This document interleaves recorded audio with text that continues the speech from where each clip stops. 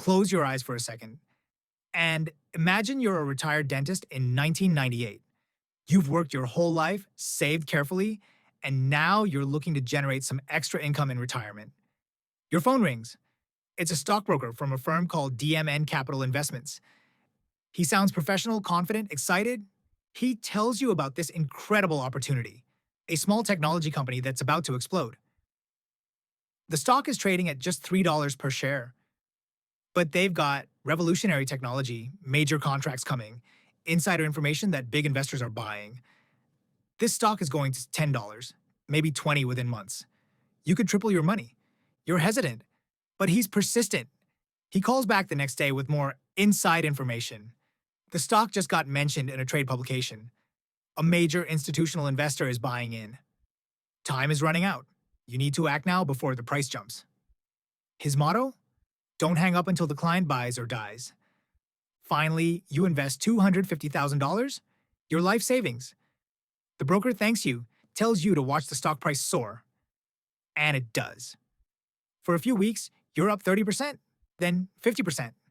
You're thinking about buying more. This is the best investment decision you've ever made. Then, the bottom falls out. The stock drops 40% in a single day, then another 50% the next day. Within a week, it's trading at pennies.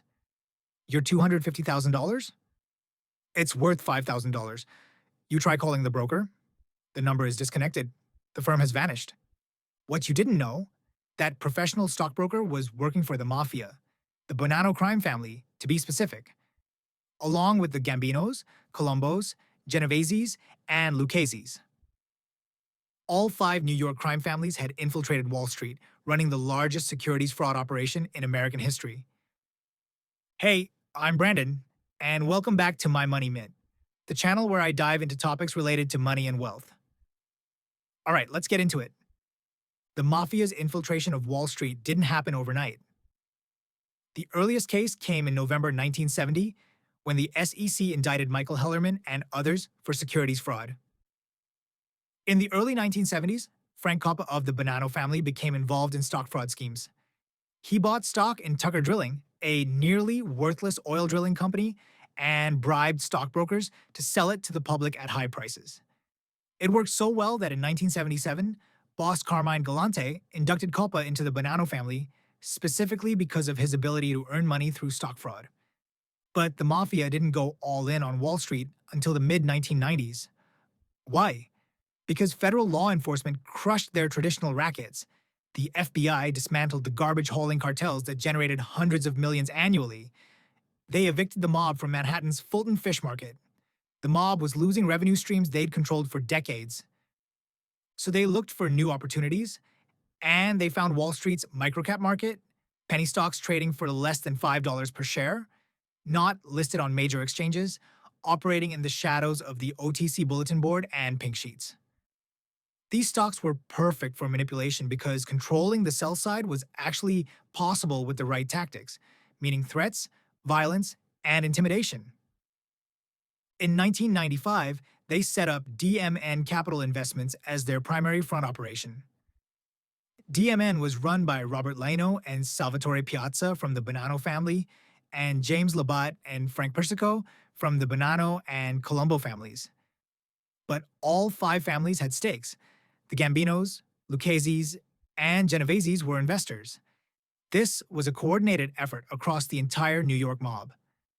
By December 1996, a Business Week article reported that the mob had established a network of stock promoters, securities dealers, and boiler rooms.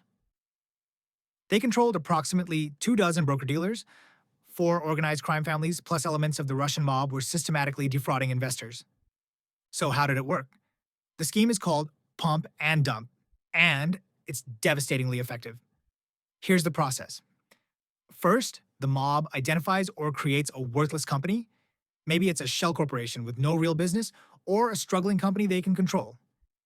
They buy massive amounts of stock when it's trading for pennies. Then comes the pump. They set up boiler rooms, high-pressure sales operations, often just a few desks in a basement with phones and sucker lists. The term boiler room comes from the heat and pressure of the environment. Cheap space, packed with salespeople making hundreds of cold calls per day using aggressive, deceptive tactics. The salespeople use something called phantom riches, painting a picture of incredible wealth from this investment. They claim the product or opportunity is scarce. You need to act now or miss out forever. Stratton Oakmont, one of the most notorious operations, had a motto: don't hang up until the client buys or dies.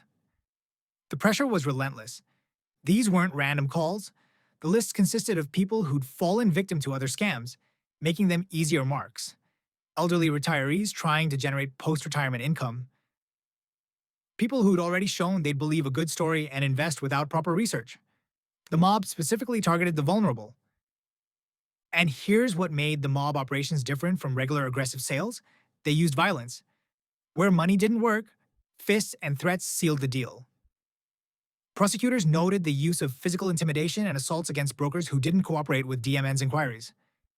If a broker wouldn't push their stocks, mobsters would show up and explain why cooperation was in their best interest. When the mob wanted to short a stock but couldn't find shares to borrow, they engaged in extortion. They'd threaten other brokers using their stated relationship to the Mafia and threats of bodily harm to obtain the stock they needed. On October 26, 1999, two stock promoters, Meyer Lehman and Albert Chalem, were found shot to death execution style in New Jersey. They ran a website touting penny stocks. The message was clear. At its peak, DMN Capital was trading 19 microcap stocks. Most investors were elderly people trying to generate retirement income. But DMN also netted impressive institutional investors, including New York City police pension funds. That's right. A detective from the NYPD, Stanley Gardell, was on the take. As treasurer of the detective's pension fund, he took kickbacks from DMN to make illegal investments. The pension fund money got channeled through offshore accounts into Bonanno family coffers. Gardell also leaked confidential law enforcement information about organized crime to his Mafia benefactors. And DMN wasn't alone. The Genovese family controlled Hanover Sterling Brokerage. White Rock Partners and State Street Capital Markets were mob operations. Stratton Oakmont, made famous by the movie The Wolf of Wall Street, had mob-linked short sellers. Jordan Belfort's operation bilked more than 1,500 individual investors out of $200 million before he was caught. Philip Abramo, known as the King of Wall Street, was a captain in the DeCavalcante crime family in New Jersey. He was the hidden control person behind Sovereign, a prominent microcap company, and controlled Toluca Pacific Securities and Greenway Capital, all mob fronts. The money laundering was sophisticated. Belfort traveled to Switzerland, where bankers openly discussed how the Swiss banking system concealed huge sums and refused to cooperate with the SEC. He opened accounts in the names of proxies: his elderly British aunt, a drug dealer's Swiss relatives, people unlikely to arouse suspicion. They'd strap money to their backs and smuggle cash across the border. Belfort's bankers introduced him to specialists who created bearer companies, fictitious corporations without his name on them. Ownership established through physical stock certificates he'd possess.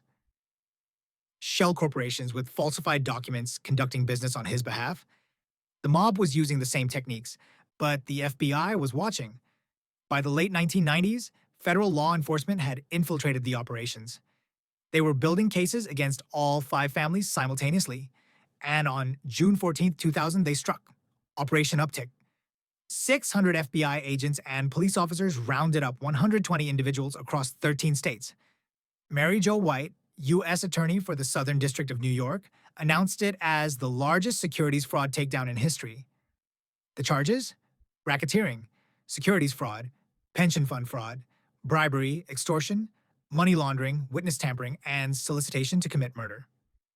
The list of indictments included 11 alleged members of Mafia families, 57 licensed and unlicensed stockbrokers, 12 stock promoters, 30 officers or company insiders, 2 accountants, an attorney, an investment advisor, and a hedge fund manager. Every level of the operation, from mob bosses to low-level brokers, got swept up. The convictions were substantial. Robert Lino got 57 months in prison.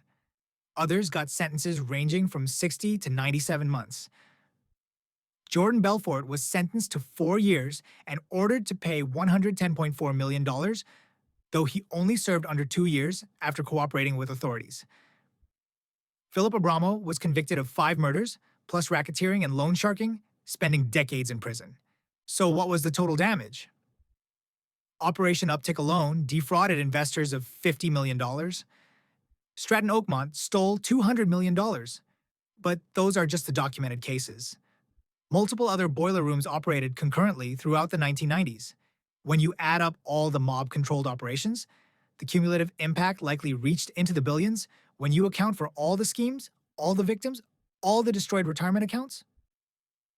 The takedown prompted massive regulatory reforms.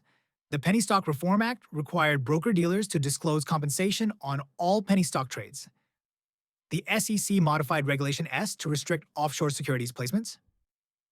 The NASD implemented a taping rule requiring firms that employed brokers from expelled brokerages to record all phone conversations with investors. But here's the sobering reality. Organized crime didn't stop targeting securities markets. In June 2020, the Financial Times reported that global investors purchased $1.1 billion in bonds backed by front companies owned and operated by Southern Italy's 'Ndrangheta Mafia group. The methods change, the regulations improve, but the fundamental vulnerability remains. The lesson? The Mafia controlled Wall Street not through superior investing skills or legitimate business acumen. They controlled it through violence, intimidation, and deception. They targeted the vulnerable, elderly retirees, desperate investors, people looking for one big score. They corrupted brokers, pension fund managers, even law enforcement. They built an empire on the life savings of ordinary people, and they got away with it for years because microcap stocks operate in the shadows, because victims are often too embarrassed to report losses, because the mob's reputation for violence kept people silent. It took the largest securities fraud bust in US history to finally bring them down. Thank you for watching my Money Mint. If this story of how organized crime infiltrated Wall Street shocked you, smash that subscribe button and let me know in the comments. What other financial crimes should I expose? I'll see you in the next one.